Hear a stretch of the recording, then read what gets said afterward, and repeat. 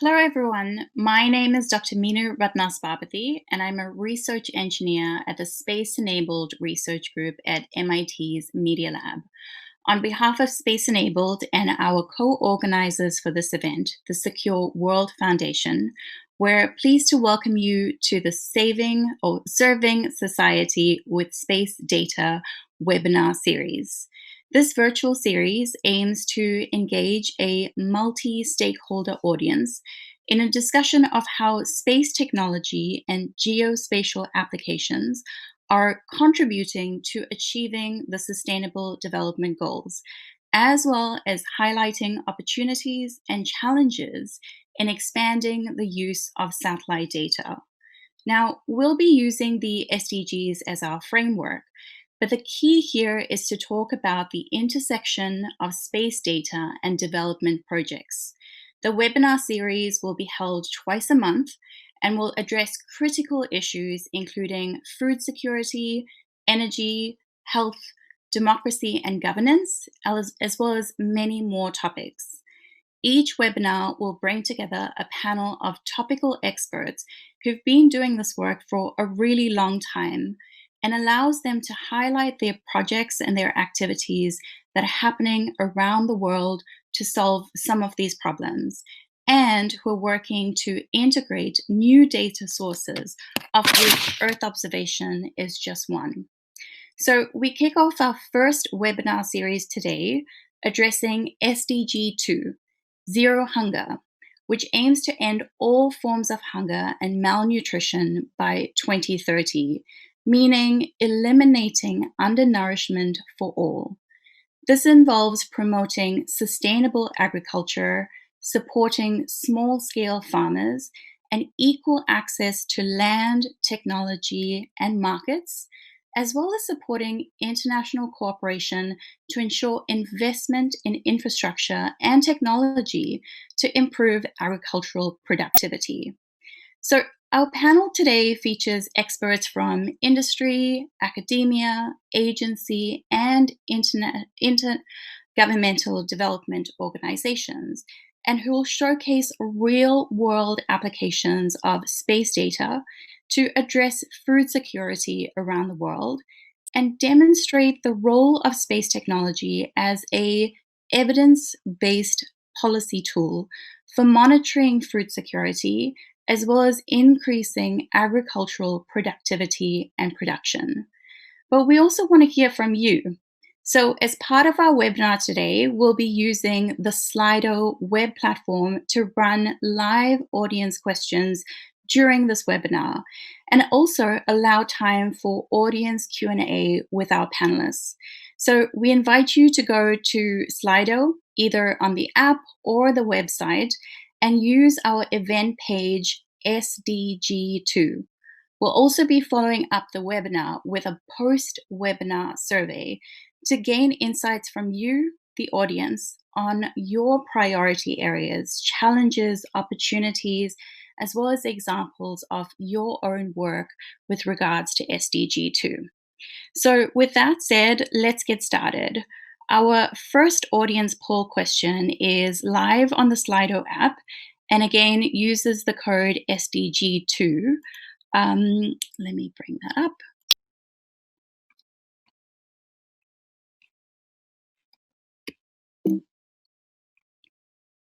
So you see here that we're asking the audience, how do you define food security? This is a very broad question, and we're really hoping from perspectives from different sectors and people working on this particular question. So with that in mind, let's go to our speakers. And our very first speaker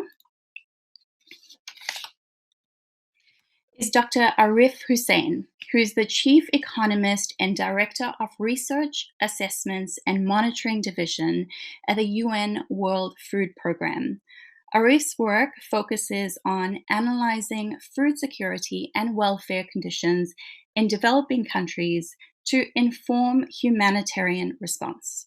His research interests include the application of information technologies to improve humanitarian response, and his research interests include um, finding solutions for poverty, hunger, conflict, and migration, and analyzing how global economic shocks impact food security, social protection, and emergency and development assistance. So, Arif, SDG 2 is core to the World Food Programme. So, we really look forward to your insights and activities. Okay. Thanks, Minu. Good afternoon, good morning, everyone. Let me just start by telling you a little bit about World Food Programme. It is the largest humanitarian agency of the UN system. We are present in about 80 countries. These are the poorest of the poor countries in the world. Last year, we assisted about 100 million people in about 80 countries. Our assistance includes things like giving direct assistance, direct food, but also cash. For example, we gave cash to about 28 million people, school meals to about 18 million kids, and then nutritional assistance to mothers and young children for about 17 million. So our footprint is quite big in the humanitarian world, but also in the development world. Now, in order to do all of this, we have to answer questions like who needs assistance, when, where, why, and for what type of assistance. And that is the type of work which then we do through our assessments and through our monitoring activities. Now, when times are normal, things are okay, and places are normal, you can actually go in and launch face-to-face assessments. You can do big surveys, you can do small surveys. But even in normal times, when you have war or when you have disease, it's not that easy to go in and do these assessments. For those purposes, then we start to use what we call mobile monitoring or remote monitoring. This is something which currently we are doing in about 30 countries. And right now, as you know, with COVID, it's probably the only way of getting this information out in terms of not only how people are surviving, what is their food situation, but also how COVID is impacting their lives. So if I can quickly share my screen.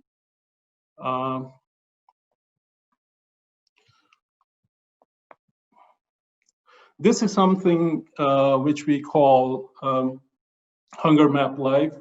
This is information from about 90 countries, both real-time, like I was saying, from about 30 countries, and now casting for an additional 60 countries. So if you look at this page, you can see on the left-hand side, 0.97 billion. These are the number of people who at the moment don't have enough adequate consumption. 14 countries have very, very high risks, high levels of hunger as we speak. On the right side, this is what is happening on the COVID, meaning confirmed cases as well as deaths in high-income countries, upper middle-income countries, and lower middle-income countries. Then you see these alerts, and there are three types of alerts here. One, the light blue one, that is where the food security situation is very quickly deteriorating. And then the purple one is where COVID cases are doubling every 3 days. And then that violet color is essentially, again, COVID cases doubling every 7 days. Now, if you look underneath, you got different things. For example, you can see, this is all, by the way, in real time, 24 hours lag, in terms of what type of hazards are happening in different parts of the world. You can check those out. Then if you want to also look at what's happening on the conflict side, which is a very big deal, you can see different types of conflicts, meaning battles, violence, protests, riots, all of those. And then on the right side, you can go and you can look at, let's say, rainfall. Let me put there comes the rainfall. So you can see how the vegetation is, rainfall is proceeding. And also, if you want, you can go and look at the vegetation index. Now, this is all on the global level, but what if you're interested in looking at the country level? And let's just pick the first one, that is Afghanistan. And here you can now start to see all the variables, for example, population, how many people are, not have insufficient food consumption, whether that rate is increasing over the last 1 month or it is decreasing, what is the situation of acute malnutrition, how many people are, actual number of people who are not having sufficient consumption, what are the types of coping strategies they're using, what is the exchange rate, what is the balance of trade, how the headline inflation and food inflation are working. And you can find all of this information there, but also, let me just, sorry, this is, my internet is, okay. And then basically what you can do is you can also look at the country snapshots themselves on a weekly basis. So here you can come down and you can see what is happening country by country in terms of their food security situation on a timeline, essentially. And that is extremely important information when we are looking at telling the situations in different countries. Here you can see for 18 countries which are of extreme interest to us, you can see what is the food security situation on the right-hand side, 164 million people with insufficient consumption, what type of coping strategies they are using. So this is, are they skipping meals? Are they using inferior quality food? Are they taking debt on? Things like that. How many people have access to health facilities? How many people have access to market facilities? What type of livelihood coping they're using? And then, like I was saying, you can also see how COVID is multiplying in different parts of the world. So there is a lot of information, all of this real-time, near real-time information, which I would encourage you to actually go and look through it. And I think I'm going to stop here. Thank you. And let me hand back my screen. Thank you very much, Arif. I think the visualization, especially on a daily basis, is incredibly powerful. And we'll talk a little bit further in the question and answer session about how countries are using this sort of data to make their, to use that sort of data to make policy decisions. So we now go to our next speaker, Dr. Inbal Becker-Reshif, who's the director of the NASA Harvest Program. So that's NASA's Applied Science Program on Food Security and Agriculture, housed at the University of Maryland. She's also the program scientist at the GeoGlam Secretariat. Her work is focused on the application of satellite information for agricultural monitoring from the field to global scales, in support of decisions in food security and agricultural markets. So, Inbal, we're very excited to have you join us this panel, and it would be great to hear an overview of NASA Harvest and the program that you lead. Great. Thank you very much, Manu, for the introduction and for the invitation to participate on this panel.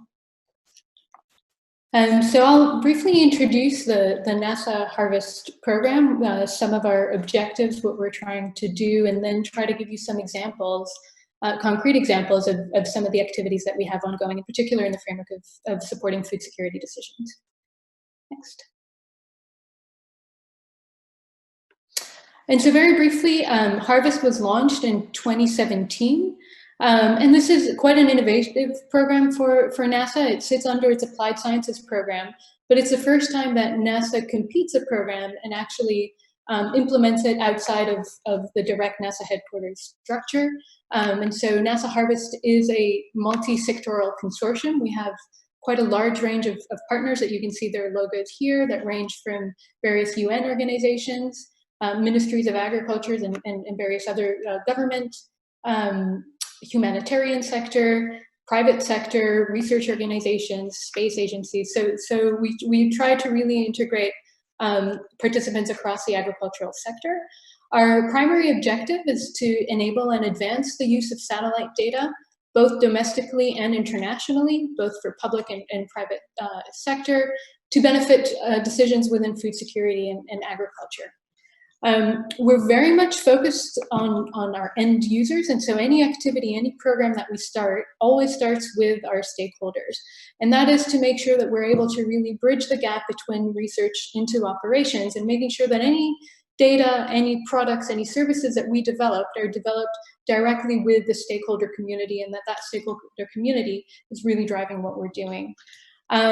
Some of the thematic areas that we cover are food security and early warning, markets and trade. We've got a lot of work on yield, crop yield forecasting, crop type area and identification and estimation. We have some various, we have a very global perspective. At the same time, we do have some regions that we focus on both in the US, across Africa, the Americas, as well as a focus on developing information systems. And I should also note, for those of you familiar with the G20 GeoGLAM program, I don't have time to fully introduce that, but this is NASA's contribution into the GeoGLAM program. Next. And so the part of the reason NASA decided to launch this applied sciences program at the moment, NASA, of course, has been involved in many space agencies in agricultural monitoring, and in fact, that dates all the way back to the early 70s, to the beginning of satellite remote sensing. But today we find ourselves in an exciting and new era for satellite data, in particular for agricultural monitoring. And this is not only owing to the large advances in large-scale computing and big data and cloud computing, but also due to the launch of new satellites and constellations, as well as making those free and openly available publicly. And what you saw, that animation, was of the ESA Sentinel-2. That's today providing us data at the 10-meter resolution globally every 2 to 5 days, and that's free and open. Next. And so what that means is that we today are in a very different spot than we were just a few years ago, where traditionally, and we still do, of course, use a lot the so-called 250-meter resolution, and here's a visualization of what that means, or what we can visualize. And today we have close to 3-meter resolution data daily. And so this has really advanced significantly what we can do, and really helping us deliver on the long-held promise that has been there since the beginning, really, on remote sensing for agriculture applications. Next. So one of our large initiatives is within the GeoGLAM program, and in particular, it's called the Crop Monitor Initiative. And the objective here is to provide simple to understand information that is current on global crop production and global, actually, crop conditions as the season is progressing, both for informing the policy and the markets community, as well as for the early warning community. And so this is our map that we released at the end of May. We'll be releasing the next one next Thursday. And I've highlighted here a few key areas. And so basically, just quickly, we're only looking at global croplands. The areas that are in yellow or red are areas where there are concerns, and I've tried to highlight a few that I think are quite important. One, across Europe, we've seen dry conditions that have particularly impacted wheat. Europe is a large wheat producer. On the other side, I've highlighted Eastern Africa, that has experienced not only large-scale flooding, is experiencing the threat of locusts, as well as some areas that are in conflict. And now on top of that, also implications from COVID-19. At the same time, I've also highlighted in blue some of the areas that are doing very well. These are some of the large production areas of the world. And so it's really important for us to be looking at conditions as a global system. And obviously what happens in Australia, for example, does impact international markets. And one important thing to note is actually, at the moment, food supplies and the current seasons overall at the global scale are adequate and is good production. That, of course, doesn't mean that there are, of course, a lot of areas in the world that are suffering different threats to food security and to food production. But at least for the big production and export countries, for the most part, conditions look fairly good. And so this information next. Where this came from, it was the development of the crop monitor was in response to a request both from the G20 AMIS community as well as the early warning community. Today we have over 40 contributing partners that produce these maps, and so these are consensus-driven information, in large part based on satellite remote sensing, but also on ground observations and modeling and various other pieces of information that go into this. And this is really the first time the international community comes together to produce operational consensus-driven crop assessments. So we publish these in 2 different monthly bulletins. One is called the AMIS Market Monitor, and the other is the Crop Monitor for Early Warning. Next.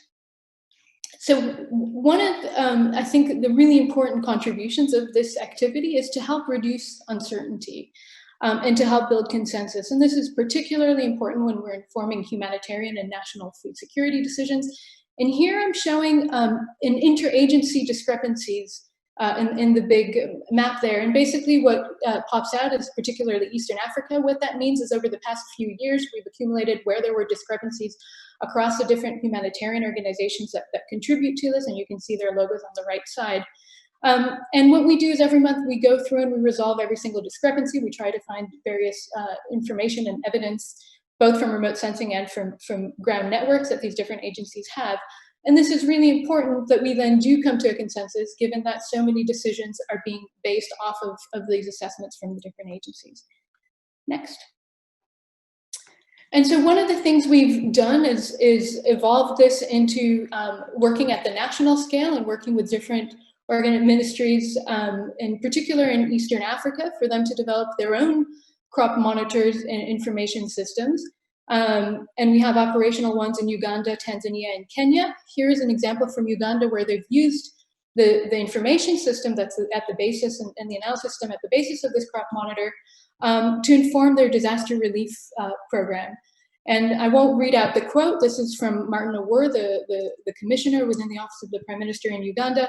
And basically they were able to trigger this disaster relief fund and were able to reach 290,000 people and save 2.6 million off of their own budget. Next. Sorry, next, again.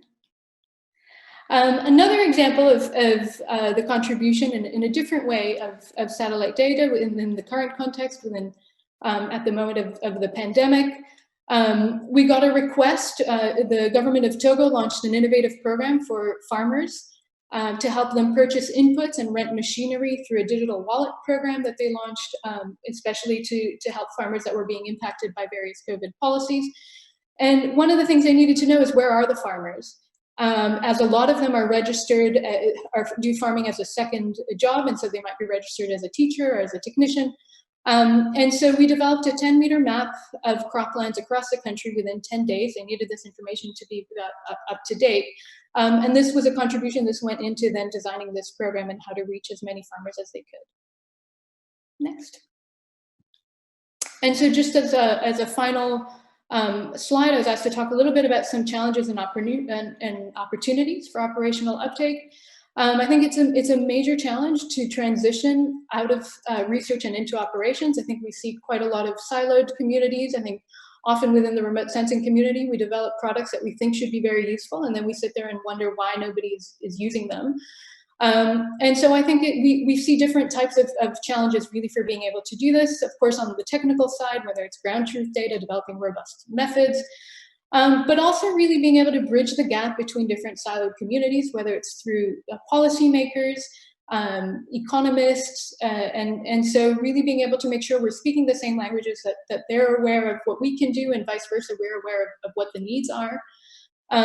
Making sure that we're really driven by the stakeholders, and so that the research and development is driven by needs, and that they're integrated into that whole process to make sure that we then do see adoption of that.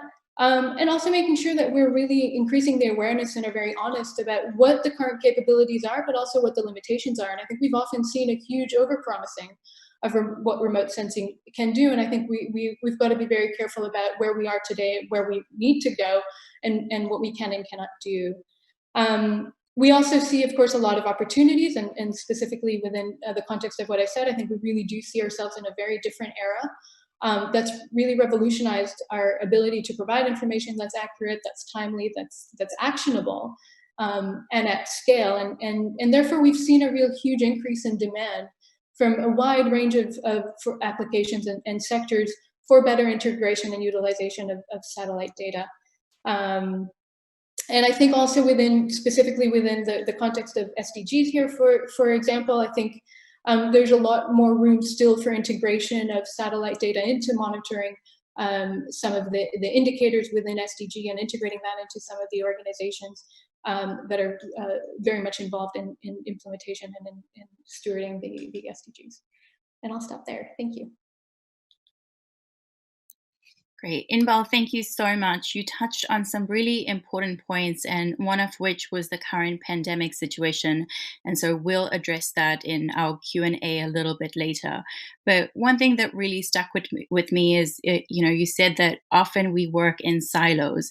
And that's actually the purpose of this webinar series, to bring together panelists, but audience as well, really from different sectors, to see what commonalities we have in the issues and challenges that we're facing with regards to food security, and also see how we can better utilize space data to find solutions for these. So thank you very much, Inbal. With that, I will go to our third speaker, Professor Dara Entakabi, who's the Bacardi Stockholm Water Foundation's professor at MIT in the Department of Civil and Environmental Engineering, with a joint appointment at the Department of Earth, Atmospheric and Planetary Sciences. Dara is also the science team lead for the NASA's Soil Moisture Active and Passive mission, which was launched in 2015. His research includes terrestrial remote sensing and coupled land-atmosphere systems modeling. So Dara, thank you for joining us on our panel today, and it's really valuable to get this academic perspective and insight into not just what our current technology is, but also the challenges and opportunities that you're uncovering through your research. So thank you for joining us. Okay, thank you. Let me share the screen.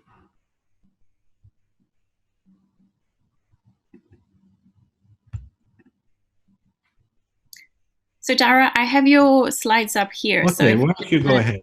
Yeah. Go ahead. Okay, so thanks for the invitation to this webinar, and thanks for organizing it. I would like to sort of give perspective from a technologist and a climate science point of view. And on this topic, I've been involved in this current NASA mission called Soil Moisture Active Passive. Obviously, soil moisture is the target.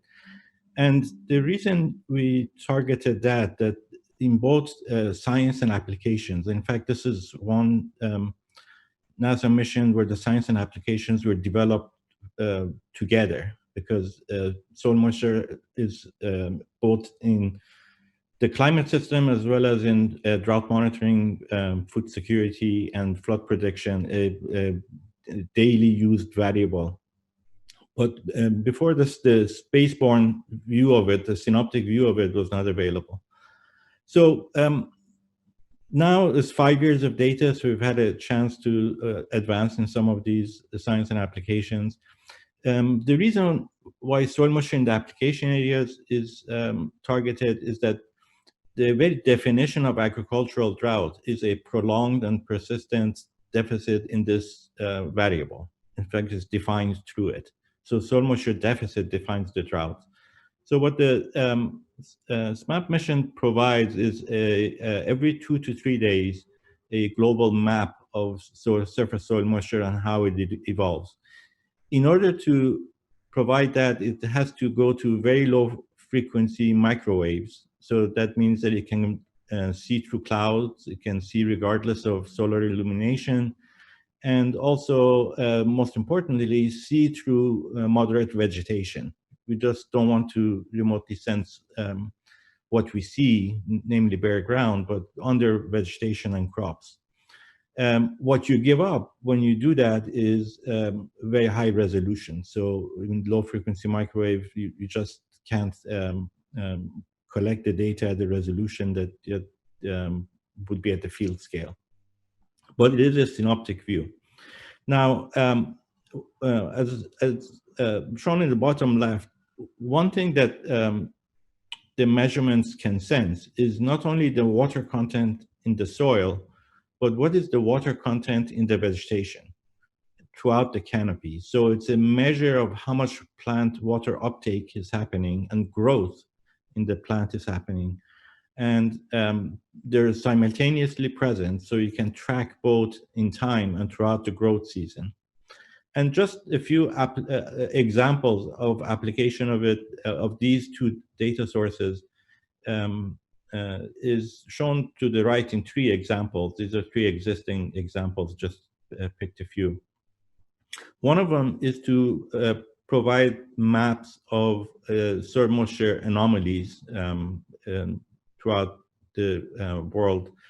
And for that, we've partnered with the USDA Foreign Agricultural Service. So here's something of their webpage that shows combination of SMAP data and their forecast and monitoring systems for basically drought indicators around the globe.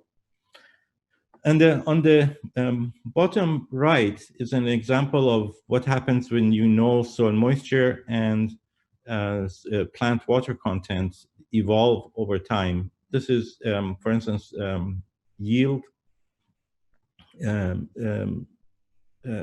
for a crop, and knowing how the soil moisture and the plant water evolve over the growth cycle is actually allows you to have an outlook of what the yield would look like at the end of the season. Because for various crops, like for instance maize, the silking stage, which is sort of mid-growth, is the critical point in the middle of the summer, where it, in Northern Hemisphere, where it will determine what the yield will be towards the late summer, early fall.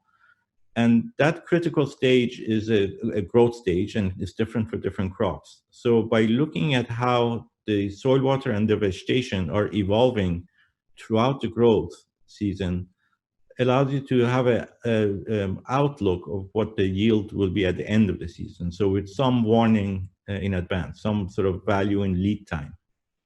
And on the top right is another example at the other extreme. This is sort of looking at the tropical forests. And when you know the water uptake by the plants and their growth patterns, you can map the carbon density, tons per hectare, in the tropical regions. So this is the kind of things that I've been working on, and this particular mission has provided. Let me go to the next slide. Just a few things about what obstacles and challenges exist, very much in line with what Inbal was mentioning a minute ago. One thing that's I think is important to communicate is that spaceborne measurements do not replace ground measurements, because we can see a map of, let's say, precipitation or temperature or something from space. Doesn't obviate the need for installing stations on the ground, of doing crop surveys, and things that really are needed in order to extract the value out of all measurements. The second thing is that what satellites measure are often different than what has an equivalent on the ground. And their value is in really that, in complementing rather than replacing. And one thing that the third point is that the value of mapping from space is that we're not just collecting a bunch of pixels that each on their own is the equivalent of what's happening if you had a station at that point. But what is the synoptic view? How is the drought expanding? And what are the indications for seasonal outlook of this drought? And that is connecting points in space and looking at the patterns of growth and decline and shift, translation of anomalies within the climate system where everything's connected. And that allows us to extract some sort of a future outlook forecast ahead, which is really where the value is in applications, by looking at the spatial structure. And that is, the extracting value out of these kind of data. And next slide, last 2 points, is, as also Inbal mentioned, for instance, with Sentinel-1 and 2, which are fantastic data sets from ESA, all of NASA measurements, and also increasingly international space agencies and environmental agencies, is these data under WMO protocols are public, or they should be public. And we're seeing an erosion of that.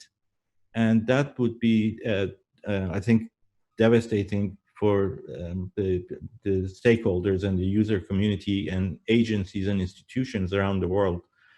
And if public data is value added and then it's proprietary, then that should be really well justified and scrutinized. It's the keeping environmental data public is really a public good, global public good, and we have to be vigilant. We are losing it. We're losing parts of the spectrum where we can do sensing, and we're losing public data sharing. And the last point is that it's difficult to build for or design information dissemination systems and delivery systems, information delivery to stakeholders and recipients when the gap between wealth and wellness between the haves and have-nots around the world are vastly expanding. So it becomes inaccessible, a bridge that can't be crossed if current trends continue. So with that, I'll just stop. Dara, thank you so much. You mentioned seasonal outlook, growth patterns, and anomalies, and I know that that's what your research is really looking into, that forecasting of crop yield. So during question and answer, we look forward to getting a little bit deeper into those sorts of questions. And just for everybody's awareness, so we do have a scheduled time for question and answer that we'll get to after our panelist presentations. And with that, I would like to introduce our last but not least speaker, Dr. Anastasia Volkova. Anastasia is MIT's 35 under 35 innovator in the APAC and an Amelia Earhart Fellow. She founded her company Fluorosat in 2016 and has since taken the company through a transformational journey of commercializing agricultural science and growing its decision support platform to support users in more than 14 countries globally. Anastasia, we're seeing an increase in the number of startups that are going into the AgTech sector. So we're really looking forward to getting your insights as an entrepreneur who is tackling food security. Thanks for joining us. Thank you so much, Minu, and thank you to the previous speakers for sharing your insights and your experience and making my job easier to explain where to from here. Let's start with a slide deck. Thank you so much, Minu. So I would like to extend what Arif and Dara were saying to the field level, to the human level, to the farmer level and the advisor who's working with that farmer. And this is where really Fluorosat's business is. We have been working for the last 4 years, really helping agronomists. This is a technical term for a crop advisor who practices the science of crop science. So agronomists are the decision makers often, whilst farmers listen to their advice, and we call them crop doctors. And so let's have a look briefly at what has the company achieved and how is it connecting the dots on the remote sensing side from different angles. Next slide, Minute. Thank you. So just briefly, some of the logos you've already seen on the slide. For example, Inbal has one of the collaborators from Australia being the CSIRO, the Commonwealth Science and Research Agency. They're one of our investors behind Fluorosat. And what we're really what we really set out to achieve is to take that science that exists and take it that final step further in commercialization, but also, as Paul mentioned earlier, in ground truthing, and similarly in the application space to really derive it to the point where the farmer and agronomist can rely on it. Currently, it's offered well, globally, but we are actively supporting users in 14 countries, while the users from anywhere can jump on our platform. And recently we hosted so-called virtual agronomy course that had users from 65 countries, for example. So we see that people really need this intelligence and adopt it nicely. Next slide, Manu, thank you. I wanted to touch base and address our diverse audience and say, well, if you think this is all about scientists and this is all about people who studied the remote sensing or agriculture, I just want to demystify this, and I can only reassure you that anyone can make an impact in this space, and food is just so integral to what we do and every day in our lives, that if this is the problem you care about, the technical sector in agriculture is definitely growing. That's what's called AgTech. And we're attracting and striving to attract some of the best specialists. And we have a wonderful team that actually is a combination of scientists, technologists who've built data-driven startups before, and people who have worked with agribusinesses or even had, like me, my godmother and granny had a little veggie patch and a little potato field and a sunflower field in the country of Ukraine, and I never thought that I would be spending my life looking at agricultural fields after doing, like many of us, remote sensing degree. Next slide, please. I would like to touch on something that we're really being centered around for this webinar series, the SDGs, Sustainable Development Goals, and I would like to highlight one important point. Once we're talking today about the number 2 goal, zero hunger, agriculture is something that does affect other goals as well, including, of course, life on land and underwater. And you can research this a little bit more, but a lot of agricultural products can be used in aquaculture, as well as, so basically feeding fish so that this fish can later on be a human consumable product.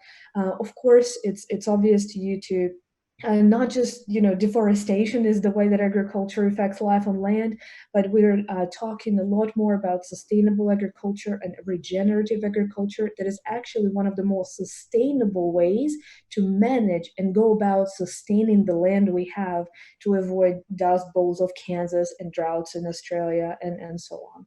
And finally, of course, climate action, I think, doesn't even need a comment on how all these things combine, but I wanted to touch on water. Agriculture is one of the industries that uses a lot of water, and sometimes is the largest water consumer out of all industries in particular countries. When we are thinking about the fertilizer, for example, that is added in the commercial production that really helps us secure the yield, as Arif and the World Food Program are worried about, we need to make sure that we adequately grow enough supply of food, but then it takes a lot to understand what is actually required and how to make sure it doesn't enter the waterways. So as you can see, this is exactly the system that you would imagine. It's complex, it's natural, and it's hitting several ones of those SDGs. So with this perspective, let's have a deeper look now that you know that there is satellite imagery at the high level, there's seasonal outlooks, there's anomalies on country scales and soil moisture and crop patterns and yield. How does that translate to what a farmer or what an advisor to a farmer can use? Minu, next slide, please. I call this often farming with satellites, and I'm extremely privileged to talk to the intersection of the two communities today with the distinguished speakers, where we not just acknowledge that ag exists, but we acknowledge the satellites exist and they help ag. This is not something that I think you wake up with when you think, oh, how does this avocado come to me, or how do I get my bread? You're not worried about, GeoGlam or Fluorsats of the world monitoring that food, whilst actually that's what's happening every day. And so let's quickly go through step by step. How can we inform decision makers on a daily basis to have the information they have, they need, to make informed and profitable and efficient decisions around the food production. So on the left-hand side, you can see kind of the inputs to modeling. And this is how we describe to our customers what we do. So hopefully this is going to also be providing you some insight into how the data that we talked about ties into this. So if you can imagine, there's a field somewhere, and that field is a point in the map, and there is many services nowadays that, just like satellites for Earth observation, that are mapping the surface in different bands, visual and infrared and microwave, as was mentioned for soil moisture. There's obviously weather forecasting and looking at the climate. And so you can get the data around climate and pretty much for any place on Earth with more or less accuracy to know how much rainfall, radiation, what the temperature has been. These are fundamentals to understand what will the crop do if you're going to put it in the soil. Then similarly, as Dara mentioned, there's obviously soil moisture maps that we're now producing, and several countries actually produce their higher resolution, more ground truthed versions locally. And what that gives us is the substrate for what we're going to put that crop into. So did we have enough moisture accumulated over the winter when we're going to plant when the winter crop is going to emerge, or the spring crop that we're going to plant? Will it be able to be sustained by that moisture? What does the outlook look like? And the final piece of information, where it really depends on the farmer, is of course the farm management input. So we integrate with companies that offer farmers record keeping systems or systems that allow to record machinery data. So this package allows us to understand, how did the soil look like, what was put in the soil, and what was the climate that allowed that soil pocket to develop what will turn into the yield.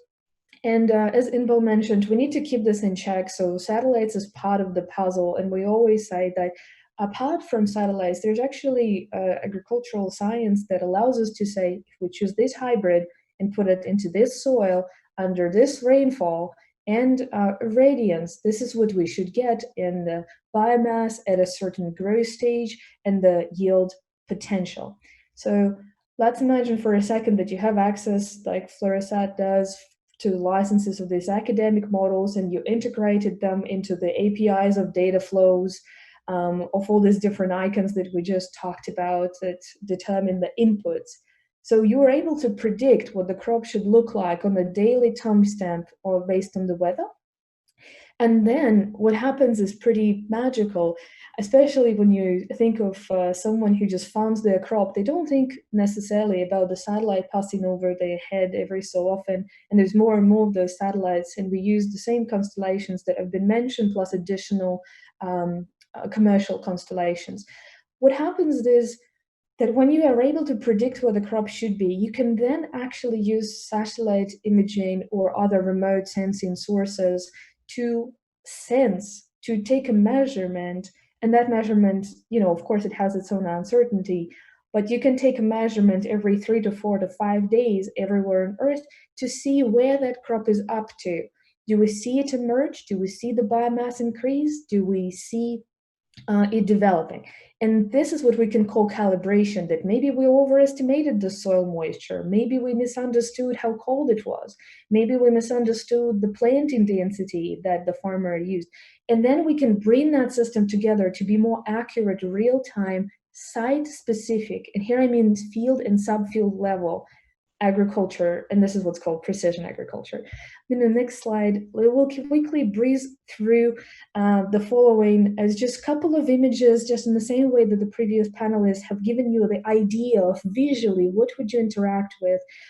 There is a number of insights that we highlight, but this is, for example, for a large potato producing region, a per field breakdown of growth stages at a certain given point in time for a large food processor in the Pacific Northwest in America. What this allows us to do is that, COVID hit restaurant businesses hit potato industry. What does this mean for our potato production next year? I would not go further into this. You can read this online, but this is the type of information that is actionable operationally to people making decisions on a daily basis. Next slide, Minu, please.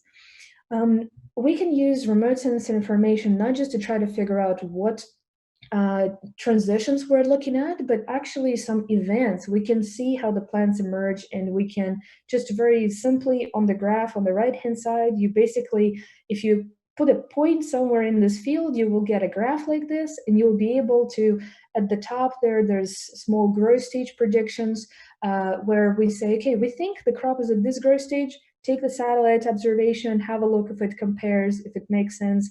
Then we can detect the harvest. We can detect if all the biomass has survived to harvest, or was it healed by frost or hail or something else. Next slide, please.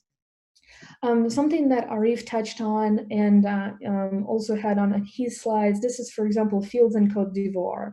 And I want to give you an example. Like, we knew nothing about those fields. We were given a polygon, a multinational company that is operating in the food processing space has attracted us to help monitor these remote areas where there is no knowledge of what has been planted and when and what cultivar that was. And so I'm showing you a brief outline that is then populated by the remote sensing imagery. So this is the biomass index. And as Dara mentioned, there's a time series to this business. And so you can see that the small polygons are drawn over the larger polygon where we select a quadrant or a particular area in the field, and we're able to get a graph on the right. And to you, from the kind of the distance, I just wanted to demonstrate a point that the graphs are not aligned, that the graphs are very different. They go in different directions, that are phase offsets. And this is how you can figure out if you know, for example, that you have 10 predominant crops grown in Côte d'Ivoire, and this is how the cocoa cashew should look like versus cotton versus sorghum or other crops. Next slide, please. You can also obviously do it on a regional scale, as I mentioned, and this is where we can talk about the crop type identification that was also mentioned within the NASA Harvest GeoClam program. It's really important for us to understand what crop is being grown on the field level, and I want to bring this down to actually ground truthing. So when Inbal was talking about it, Inbal was saying we need ground truthing for the remote sensing data. And we're really the people who are touching the farmer, who are touching the agronomist, who have been granted the access to their farm management systems to improve the monitoring. And so we have the ground truthing, and we try to marry them. We try to say, if satellite says this, this is what the ground truthing gives us. And this allows then for the flow-on benefits to go in both directions, to the people who need to plan disaster response and be alarmed by anomalies, and to people who need to manage their cash flow in their families by growing crops in their fields. Next slide, please. Just quickly, I thought it would make sense to touch on the cutting edge application of the remote sensing data as it has higher and higher resolution, is actually seeing how regenerative the farming is. And this is where we can say, was it tilled, was it no tilled, there was a cover crop, there wasn't a cover crop, how much nitrogen, was there too much nitrogen applied to this field? And this is obviously something you consumers care about a lot. And I just wanted to touch base on that this is actually the new kind of frontier we're pushing here. And I would stop there. Thank you very much. Anastasia, thank you so much. And thank you for introducing us to the terminology agronomist. Hopefully we have some agronomists in the audience as well. But it's really interesting to get an entrepreneurial insight as to what's coming next for food security. So with that, as you'll remember, we started a poll question at the very beginning.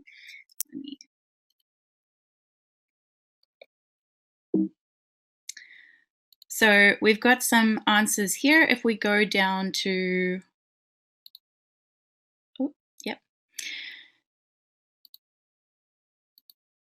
So we asked the audience, how do you define food security? And we have a couple of answers here. The lack of caloric and nutritional intake. secure food for me would be affordable and mostly healthy? And as I mentioned, this is a fairly complex question. And Arif, maybe I'll throw this to you. How does the World Food Programme define food security, and how is this term different to sustainable agriculture? Yeah, no, thank you. Yeah, it is. Quite a complicated question, and essentially, when we're talking about food security, we're talking about four different things. One is that food has to be available, right? The second one is that it has to be accessible, and accessibility is both physical accessibility, but also it is economic accessibility, meaning of being affordable. The third one is that it is about utilization. You should know how to, how to utilize that food. And some may sound surprising, but in many places that could be a big issue. And then the fourth thing is that it has to be stable. The availability has to be stable. The access has to be stable. So when these things come together, essentially you're talking about nutritious food, adequate food, available at all times for active and a healthy lifestyle. That's what food security definition is. Now, coming to the part of sustainable agriculture, that is ensuring sustainable availability of food. And when we talk about sustainability, that is not just, that is also environmental sustainability. That is making sure that the proper, agroecological practices are ensured and things like, and that happens. But that is about availability. And I think that's something we really need to keep in mind, that instead of just talking about sustainable agriculture, you should also need to talk about sustainable food systems, because food systems are essentially the whole chain. So that is where you are talking about sustainable agriculture, you're talking about access, you're talking about waste, you're talking about affordability, all of those things together. So the term which we are commonly using now is, how do we fix broken food systems in many of these countries so food is available and it is affordable and it is of high quality, and if we can get to that, we may get to zero hunger. Over. Thank you, Arif. That was very insightful, and as you mentioned, it's so interlinked as well, as we see with many of the SDGs, that zero hunger affects many different other SDGs.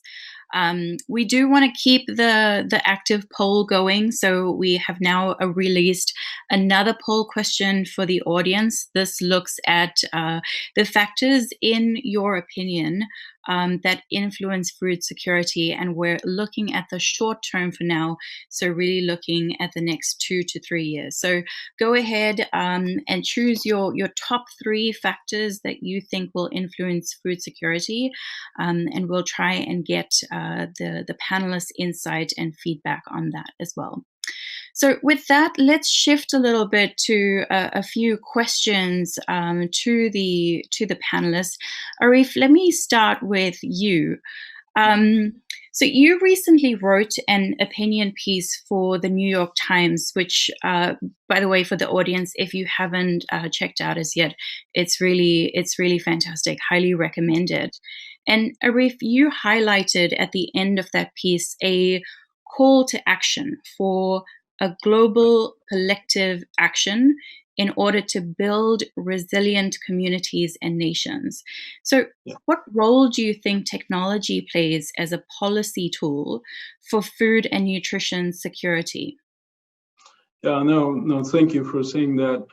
I think just as a background, every crisis has a silver lining. So maybe the silver lining for this crisis is that we come out stronger.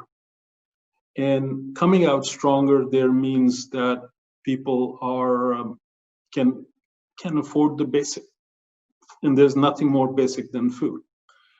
And what that then means is several different things have to come up, and technology is one of them. First of all, you have to have the enabling environment. You know, you got hunger because there are lots of wars. You got hunger because there's lots of conflicts. You got hunger because there is economic marginalization all over the place, which is a combination of all these things. So unless we sort those things out, we cannot create the enabling environment where you can say, okay, yeah, let's go and do development. Right? So the first thing is, and where technology helps, is to get the wrong right, to get the problem right. Right? And when we are able to do that, we are able to address the right type of interventions. Now, for me, I'm an avid user of technology, and in my head, technology can do two things. One is it can help you do whatever you were doing before, but faster, for example. The other thing, which is quite more useful, is that it opens other doors. It allows you to do things which you couldn't do before. And on the agricultural side, to me, especially with this group, I think the biggest value is even figuring out what is the level of agricultural production in a war-affected DRC or South Sudan or Somalia, in these places. We don't know. We use paper and pencil still, right? So on one side, clearing that up, and you know that you cannot send people to ground truth, but you still know that people are producing, people are living. Can technology help there? I think that is coming out clearly that yes, it can. The second thing which I find very, very interesting is droughts, prediction of droughts, and the linkages of crop moisture stress through satellites to drip irrigation systems. So it is an automatic system where, you know, crop indicates a stress and water comes, and that's sustainable water use. So the tools, the tricks, everything is there. It is a matter of making sure that they get applied to where they're needed and which are not on people's usual, the places where we work, which are not on people's usual screens. And if we can do that, we create an enabling environment. We create a sense in communities that there is something and there is something to live for. And I think we are there. We just need to take this step of bringing policy, dealing with root causes, enabling conditions, and technology together so we can have effective solutions. Thank you. Yeah, thank you very much. And that's exactly what we're hoping to get out of this webinar series, to bring people together and make sure that the policy folk are talking to the engineers who are designing the satellite systems, who are then talking to their governments, who are then talking to policymakers. You know, there's a whole community of stakeholders that need to be involved with this. So thank you very much, Arif. Inbal, if I could turn to you, I recently read a paper that you wrote that said that Earth observation plays a key role in early warning of reduced agriculture production, and is therefore a key to a key component of SDG 2. And you briefly mentioned in your presentation the COVID-19 pandemic.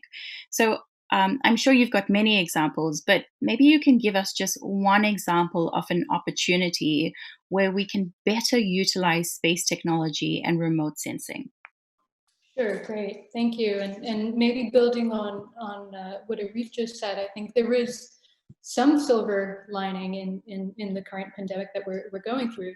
And that hopefully that highlights, again, very much following on his point, of where we can do better. And so I think as an example, a lot of our different partners, different ministries of agriculture, were reporting to us at different times as we were, for example, working on the crop assessments that I showed, and said, oh, well, we actually don't have access because of mobility restrictions due to COVID.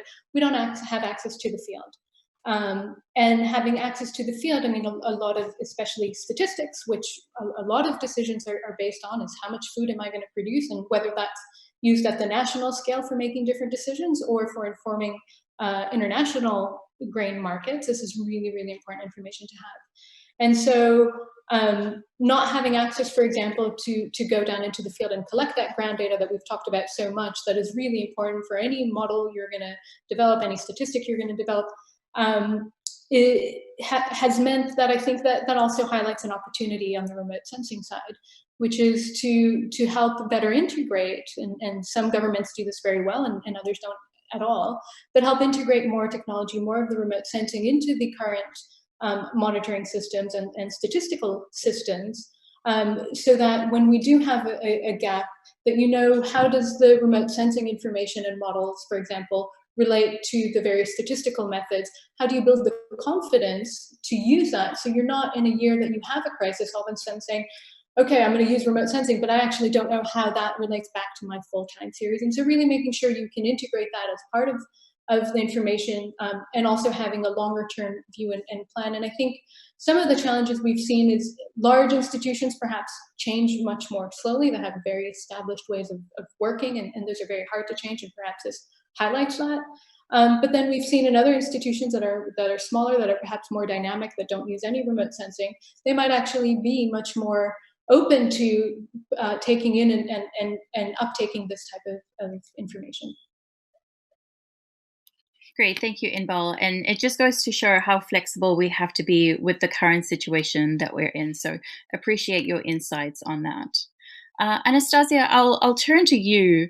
Now, sustainability isn't a new idea in agriculture, but we're seeing an increase of an urgency where industry stakeholders are responding to a growing global population and environmental constraints on productivity.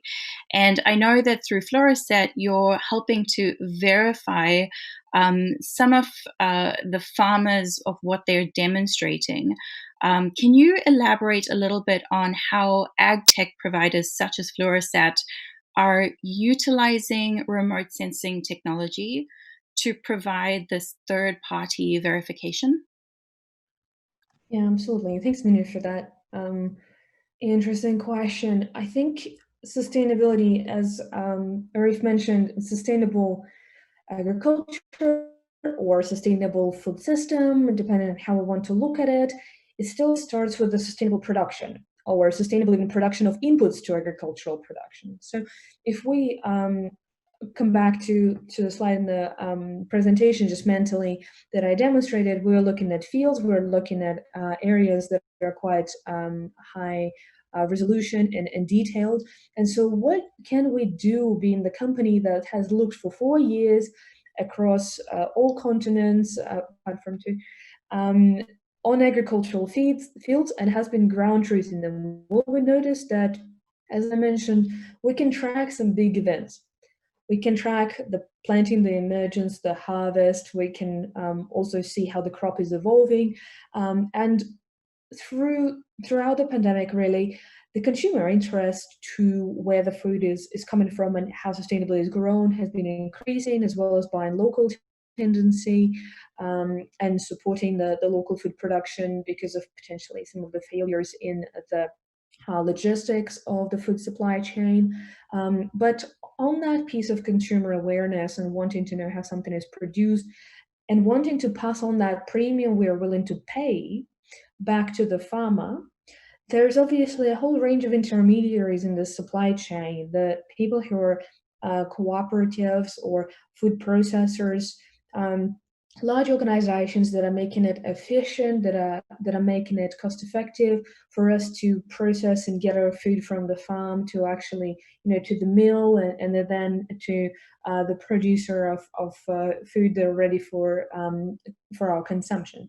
And so that traceability of the piece of knowing what happened in the field has been really prohibitively costly to date, because as Inbal mentioned, we need to basically go and check out on the fields what's happening in the field. And if you imagine the scale of our food production in especially some of the largest countries where food production is the majority of their, as a very considered contribution to their GDPs, like when you're starting to think about ground truthing hundreds of millions of fields or millions of acres per country, that very quickly becomes prohibitive. And this is why that is really the bottleneck of affording to trace the information from the field to the consumer.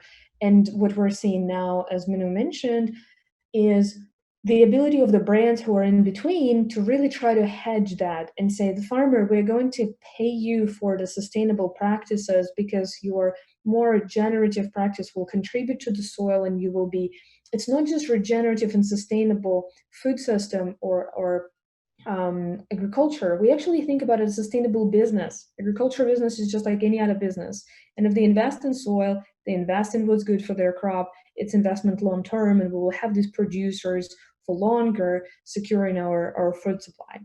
And so when you think of remote sensing piece that needs to verify and help people unlock this bottleneck of how do I make sure that all farmers that have told me that they have they've planted the cover crop and they have used no-till practice of planting, how do I verify that? And this is where remote sensing and high resolution really provides the answer at scale, because we can look at very large areas cost effectively, and then even at this stage, pinpoint where we should ground truth with the same limited amount of people, experts who will go in and verify it.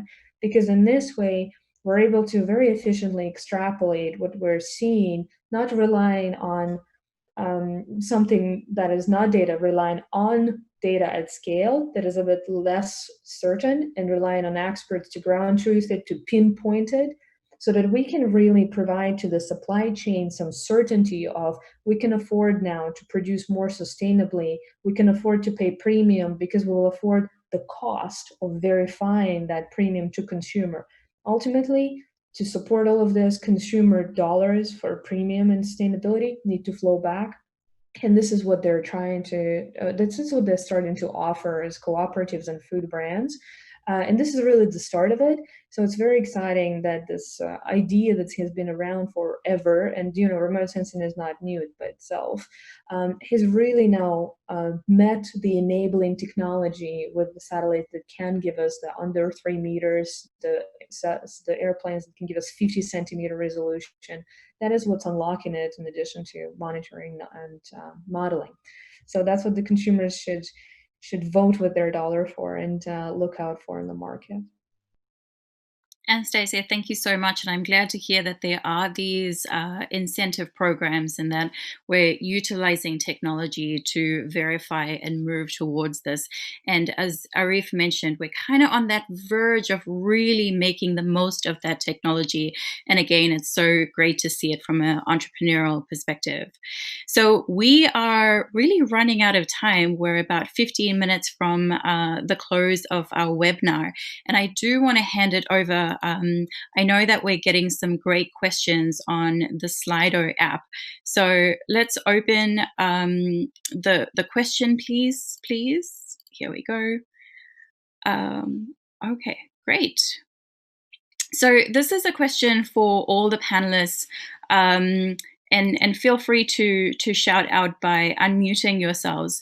But how can policy, law, regulation contribute to your programs and goals?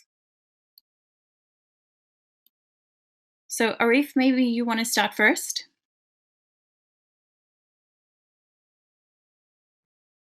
Okay, yeah, so no, thank you. That's a really tough and good question. When you look at hunger, right, it is essentially a location-specific problem. The answer is not location-specific, but the problem is location-specific, meaning you are someplace and you're hungry. My thing is, I usually look at what did countries which did beat hunger do? What were the things? I mean, you look at. There are many countries from South Korea to after the genocide, Rwanda, which did quite well. And if you look at that, you will find that there are 5 or 6 common things which happened. One of them is empowerment of women. Not because it sounds good to say that, but because that's 50% of the labor force. Investment in children, less than 2 years of age. Education. Social protection, putting money in the grassroots. And the 5th thing they always did was investment in rural infrastructure, meaning roads, access to markets, electrification, and now I add internet. These are the physical things or things, actions, policy actions you needed to take. But on the side with that, you had political stability, you had good governance, you have sustained investment, and you had coordinated response. If you pick all the countries, whether big or small, which really truly beat hunger, they followed this. And I think that hasn't gone away. That happened 10 years, 20 years ago, the pace was slower. Now, because of technology, because of visibility, the pace of these actions can be much, much faster. But the basic principles are the same. And I think that in a global world, we have a responsibility to, in fact, make sure that, in 21st century, we're still talking about famines. I mean, there is fundamentally something wrong with it when we know the solutions. So it's not necessarily about not knowing the solution. It is about implementing those solutions. Sorry for the long answer, but I thought it was meant to be said. Thank you. No, that's perfect. That's exactly what we want. Inbal, would you like to respond to this as well? Sure, yeah, thank you. I mean, I think for us, one of the first things is having a dialogue. I think we try to very much be, in large part, driven by policy needs and being able to provide, therefore, actionable information that can inform those. And I think that starts with one, recognizing what are those priorities that that our program, for example, or that satellite data can contribute to, and that means a two-way dialogue of one, us doing a better job at communicating what current capabilities are, and on the other side, better understanding what those needs are. And I can give some examples. I think actually a very good example is in Europe for the Common Agricultural Policy. That's the main agricultural policy for implementing, for example, subsidies or monitoring, did farmers implement the sustainability practices that we've just heard from anesthesia that they said they were? Did they harvest at the right time? Did they plant the cover crop?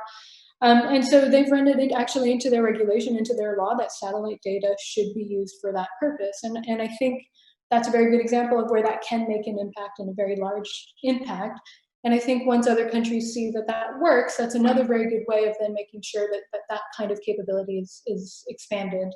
It can also be, for example, understanding better where should a country be building more silos, for example, or grain storage. I mean, not to use HEVA in that way as well, but looking at how is agriculture and productivity distributed across a country, where are some optimal locations for putting that in. You can think also about more financial instruments like insurance, for example, and we're starting to work with the insurance industry.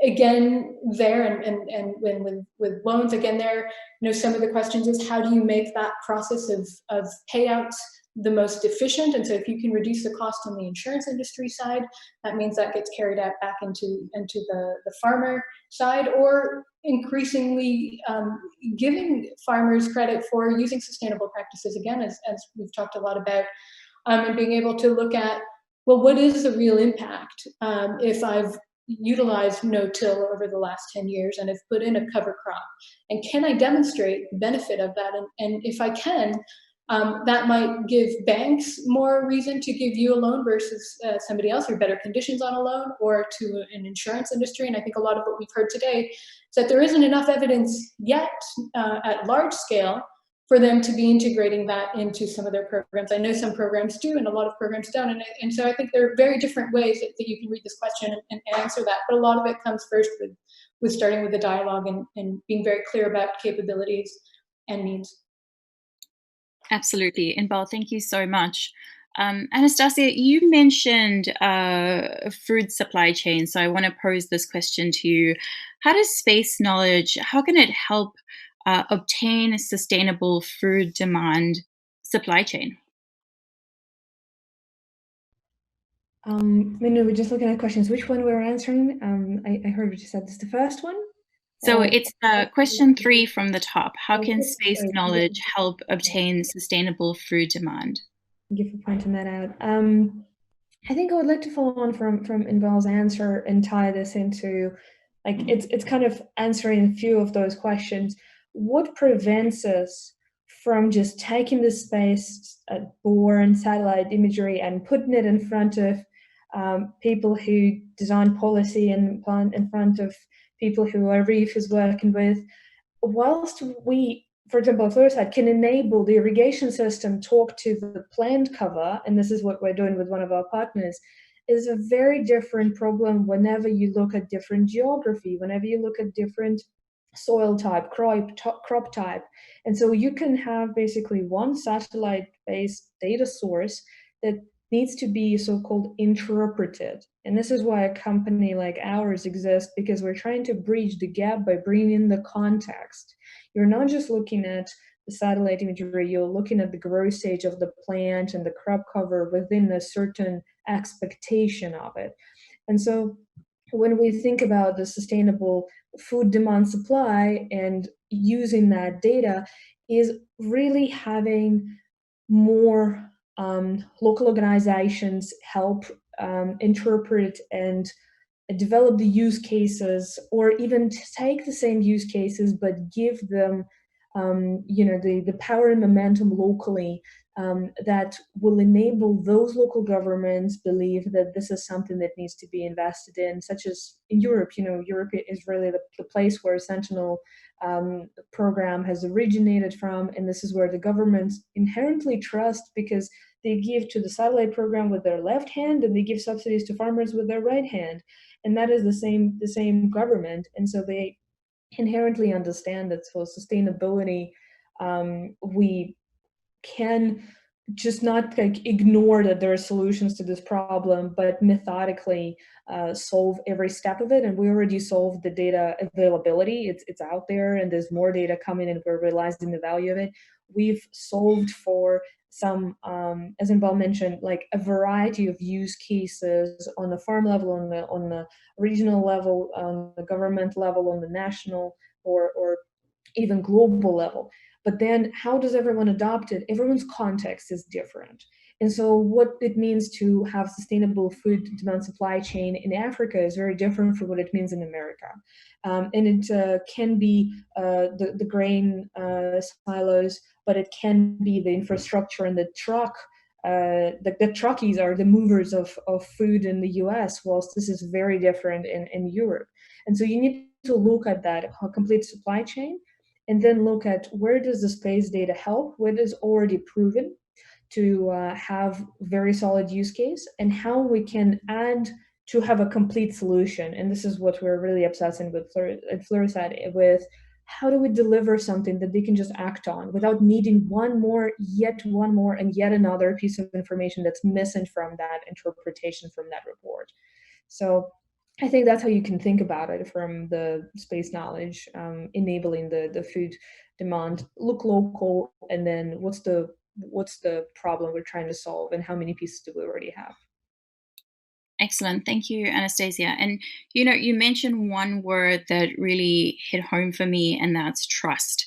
I think that's so critical when we talk about the value chain and the food supply chain. And it really highlights how technology in general, as well as space technology, can really be that scientifically informed, evidence-based tool that can help make these big policy decisions.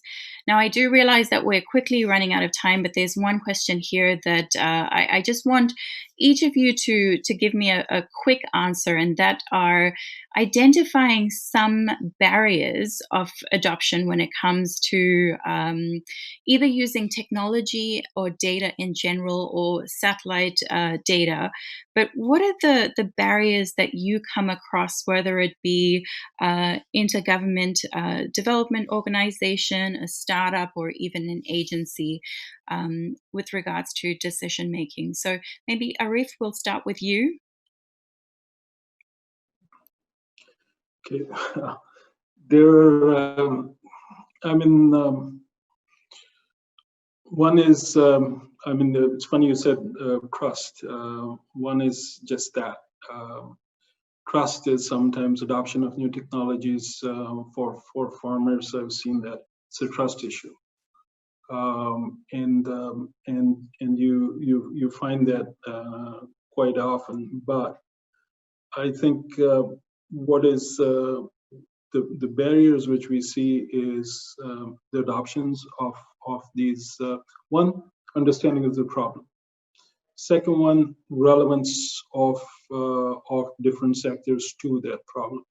Think about this right now. You have COVID, and it is devastating countries left, right, and center in terms of people. But also the Western countries are extremely affected, right?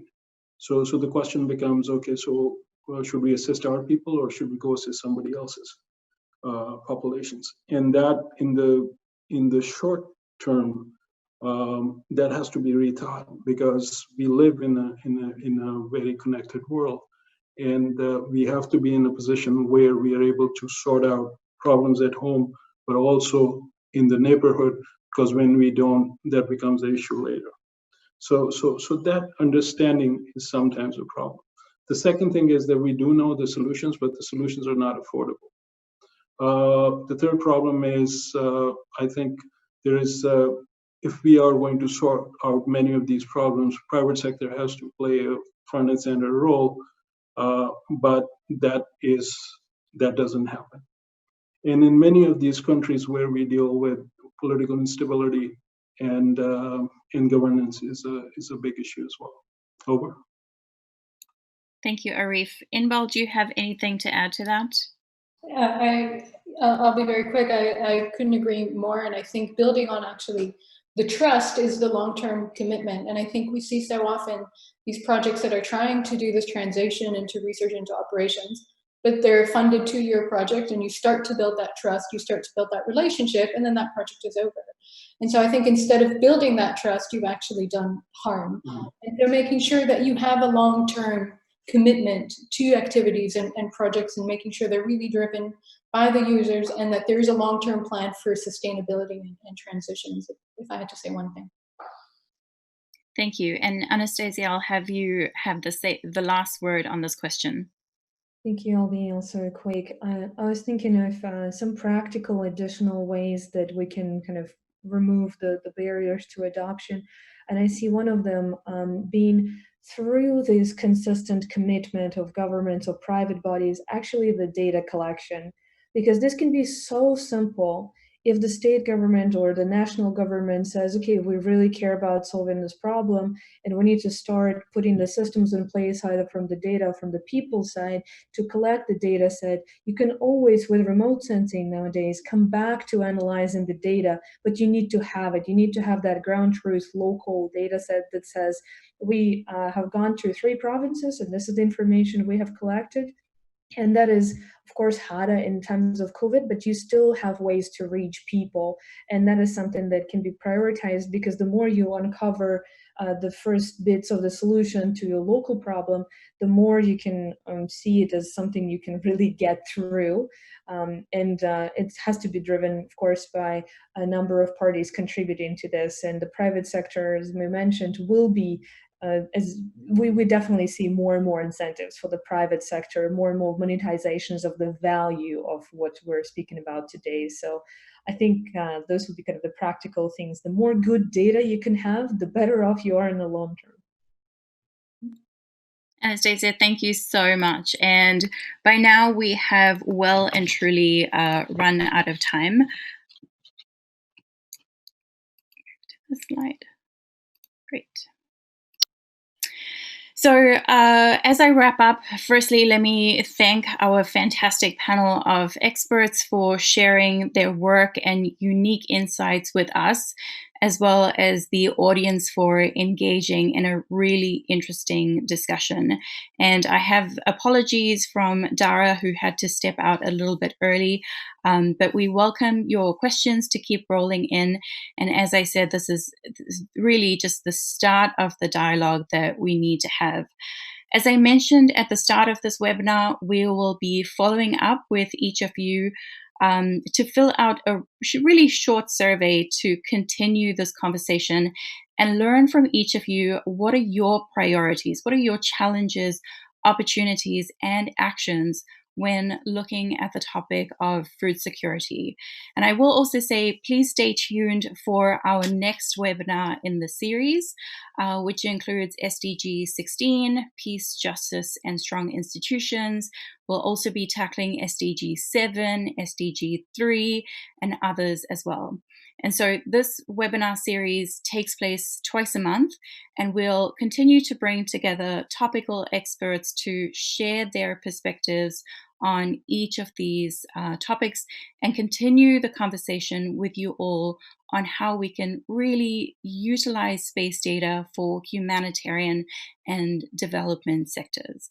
I'd also like to give a big thank you to our tech support team and our communications team who helped put this together. And I wish you all good health, stay well, and we look forward to continuing this discussion. Thank you very much. Thank you. Well done. Thank you for having us. Bye.